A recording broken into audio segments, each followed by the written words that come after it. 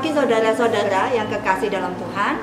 Selamat menikmati menu sarapan firman, makanan yang sesungguhnya bagi kita yang membuat hidup benar-benar hidup. Kita memasuki firman Tuhan yang bilang, bukan saya, bahwa kita memasuki masa-masa yang akan semakin sulit. Karena kesulitan-kesulitan yang sekarang hanyalah permulaan penderitaan, kata Yesus. Nah, tapi kita terus minta Tuhan melalui Roh Kudusnya dalam kita untuk memimpin kita, menyiapkan kita untuk menghadapi hari-hari yang lebih sulit di depan. Tapi kita juga perlu melakukan bagian kita. Bukan hanya Roh Kudus menyiapkan kita, mustahil Roh Kudus menyiapkan kita kalau kita tidak mau disiapkan. Dan kalau dari pihak kita tidak ada tindakan untuk menyatakan bahwa kita mau bekerja sama. Seperti dokter dengan pasien saja, pasti dibutuhkan kerjasama dari pasien itu untuk melakukan hal-hal yang diinstruksikan oleh dokter untuk kesembuhannya. Misalnya seorang pengasuh anak membantu anak memakai baju. Kalau anak itu belum bisa memakai baju, ya tentu yang memakaikan baju si pengasuh, orang tua mungkin, atau pengasuhnya. Tapi dari anak itu sendiri harus ada sebentuk kerjasama. Misalnya dia harus mengangkat kakinya untuk pakai celana dan sebagainya. Nah seperti itu, kita dengan Tuhan ada bagian yang kita perlu lakukan supaya ini bisa terjadi. Walaupun sebenarnya semua dikerjakan oleh Roh Kudus. Karena Roh Kudus yang paling memahami apa yang dia mau bentukkan dalam kita. Kita baca dalam Matius pasal 24 ayat 9. Pada waktu itu kamu akan diserahkan supaya disiksa, dan kamu akan dibunuh dan akan dibenci semua bangsa oleh karena namaku. Benarkah saudara kita betul-betul bersiap untuk menghadapi ini? Hari-hari ini, kapan lagi kita mau persiapkan kalau bukan sekarang? Ini sungguh-sungguh serius. Ini di depan mata. Mari kita siapkan untuk menghadapi betul-betul hal-hal yang paling ekstrim. Nah, seperti yang saya katakan tadi, apa bagian kita? Kerjasama kita dengan Tuhan bentuknya bagaimana? Satu aja yang saya soroti untuk sarapan kali ini, bersangkutan dengan ini ada hambatan yang kita perlu atasi. Hambatan ini biasanya dipandang hanya sebagai budaya. Ya, budaya di sini sudah begitu, gak enak. Yaitu ngomong tidak terus terang. Ya, ngomong tidak terus terang. Kalau orang ngomong ini, ya kamu terus terang nggak ngomong sama dia, ya gak enak. Dan apalah alasannya, ya sungkan, nanti dia marah, tidak bisa, orangnya pasti marah dan sebagainya. Ini kuat terasa, walaupun bangsa-bangsa lain itu orang barat biasanya kita bilang mereka lebih mudah berterus terang, ya itu benar juga. Tapi bukan berarti orang barat juga tidak pernah sungkan, pernah gitu loh. Cuma level kita mungkin lebih banyak gitu ya, daripada orang-orang barat. Kita lebih tertekan sama rasa sungkan dan rasa tidak enak untuk terus terang itu. Dianggap ini tidak berbahaya saat ini. Dianggap itu ya memang budaya, ya mau gimana, ya sudahlah, sudah lupakan aja lah daripada geger gitu. Nah, saya bukan cari gegernya, saya bukan menganjurkan saudara suruh geger, bukan. Tapi saya ingin menarik perhatian kita semua bahwa hal ini ternyata sangat penting dan berhubungan dengan kesiapan kita menghadapi antikris. Menghadapi ini, apa itu yang tadi disebut Yesus, kamu akan disiksa dan dianiaya oleh karena namaku. Kita mungkin ya titik paling ekstrim, kita akan dikasih todongan senjata, pistol atau pisau atau apa, dan dia bilang sangkal Yesus atau kamu akan mati. Saya tidak tahu, saya sendiri agak sulit ya membayangkan itu terjadi sama saya gitu, masih sulit. Tapi tidak apa-apa lah, pokoknya setiap hari saya ya tetap berdoa supaya Tuhan menolong saya. Kalau sampai itu terjadi betul-betul sama saya, siapkan saya mulai dari hari ini gitu. Caranya gimana?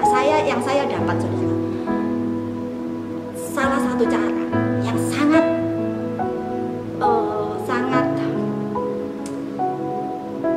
tidak kentara gitu ya, yang seringkali dilewatkan karena dianggap tidak penting, ya ini belajar terus terang.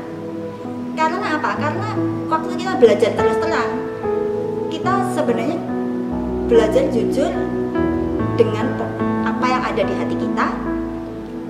Hati kita ngomong apa, kita ngomong, hati kita merasakan apa atau berpikir apa, itu yang kita omongkan.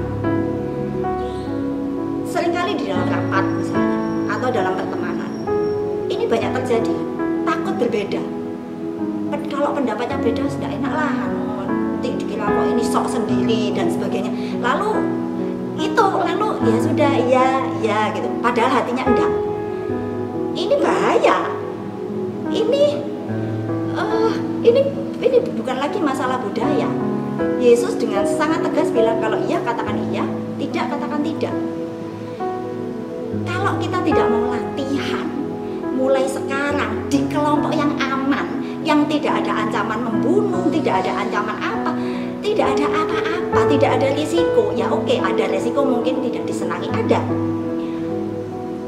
Nanti dianggap sok ada, tapi masih relatif aman gitu loh. Dibandingkan todongan senjata atau siksaan apa tadi itu dijebloskan penjara dan sebagainya.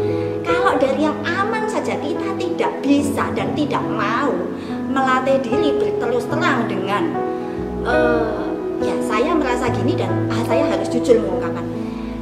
Saya tidak yakin sama sekali gitu loh. Kalau kita tidak menyusun keberanian kita berlatih dari yang kecil-kecil, nanti kalau dihadapkan sama yang besar, yang betul-betul masalah hidup mati secara fisik ya, karena di dalam roh kita akan terus hidup kekal, tapi hidup mati secara fisik, saya tidak yakin sama sekali kita berani, punya keberanian itu dari mana? Tidak pernah latihan, tidak pernah menyusun, tidak pernah membangun dari hal-hal yang sangat sederhana sehari-hari.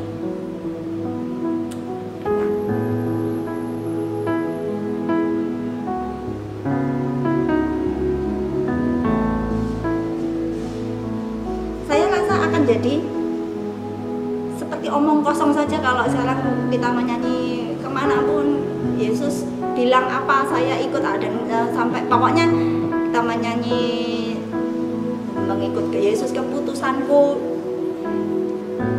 walau sendiri ku ikut Yesus. Maksudnya saya tidak tahu apa ada lagu yang benar-benar apa itu mengungkapkan seperti saya bersedia membayar apa saja atau apa hal seperti itu yang ekstrim, yang menggambarkan betul-betul kesiapan kita untuk sampai dihadapkan pada pilihan nyawa gitu ya.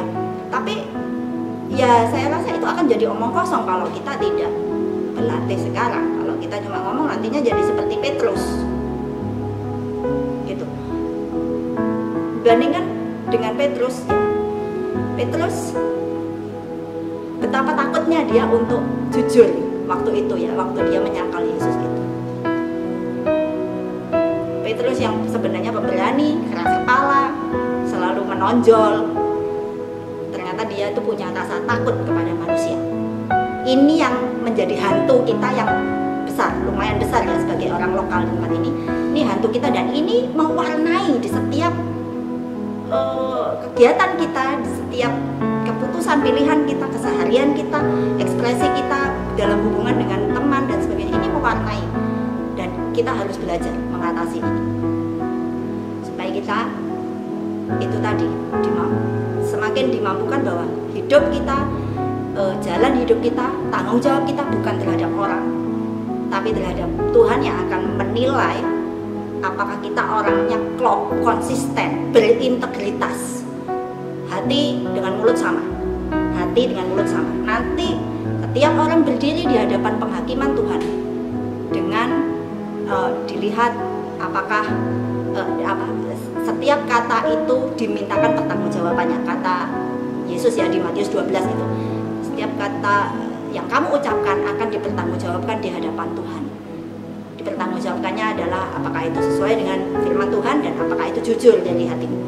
Ya, itu kita latih mulai sekarang. Bukan berarti hal ini sepele, karena Yesus sangat serius dengan yang namanya kata-kata.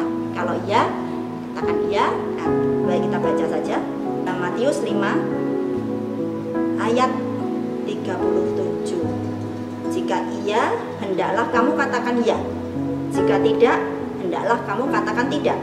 Apa yang lebih daripada itu berasal dari si jahat. Itu aja. Kalau iya di hati, bilang iya di mulut. Kalau di sini bilang waktu rapat saya tidak setuju pendapat itu, bilang tidak setuju.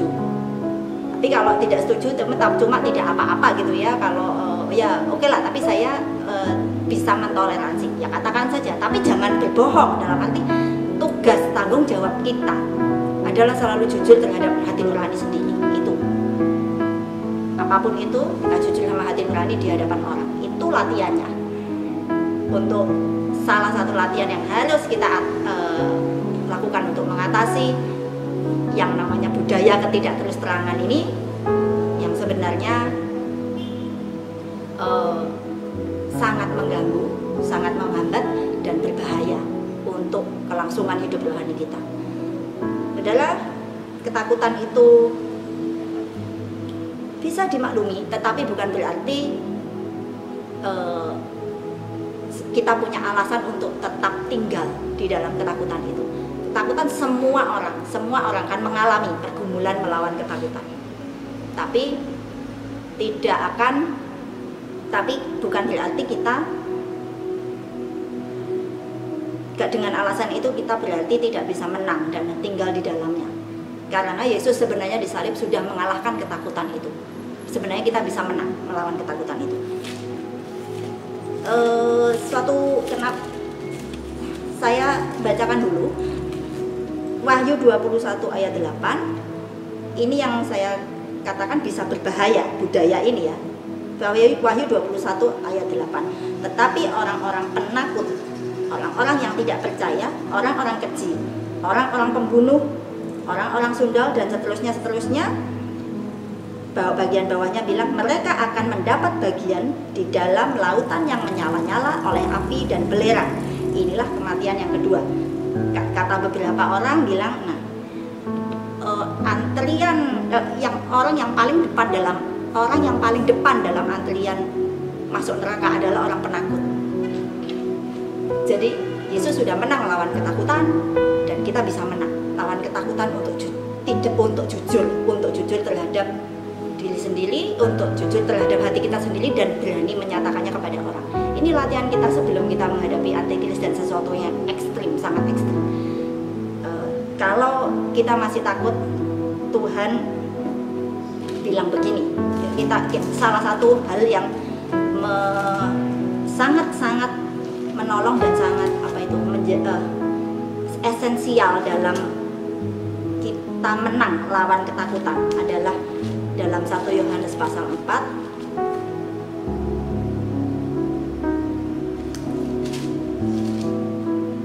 ayat 18. Di dalam kasih tidak ada ketakutan. Kasih yang sempurna melenyapkan ketakutan.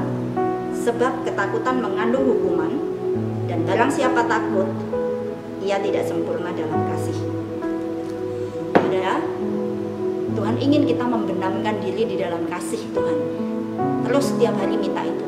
Minta kepingin dilayani, kepingin merasakan, kepingin dibungkus dengan rasa aman itu di dalam kasihnya. Itu yang otomatis akan melenyapkan ketakutan kita. Belajar dari yang kecil-kecil, belajar di tengah lingkungan pertemanan kita, lingkungan masyarakat tetangga-tetangga, belajar untuk berani berbeda pendapat, dan kita terus dengan demikian kita akan, itulah bentuk kerjasama kita dengan Roh Kudus, sementara Roh Kudus menyiapkan kita untuk menghadapi hari-hari yang sulit di depan. Terima kasih, sekian.